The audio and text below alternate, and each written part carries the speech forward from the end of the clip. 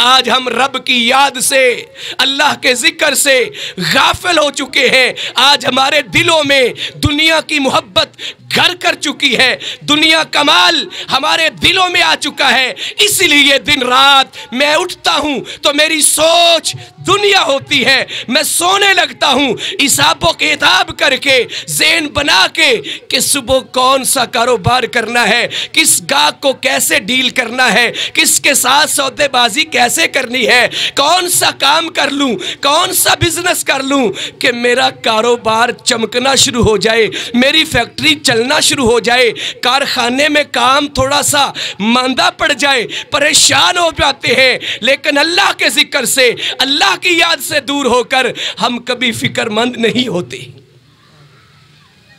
या अय्युहल इंसान मा गर्रका बिरब्बिकल करीम, ऐ इंसान तुझे किस चीज ने अपने इज्जत वाले करीम रब से दूर कर दिया। तेरा रब तो तुझे बार बार पुकारता है कि मेरे पास आ जा, मेरे पास आ जा, बस मेरा बन जा। जब तू मेरा बन जाएगा तेरी दुनिया भी बेहतर कर दूंगा, आखिरत भी बेहतर।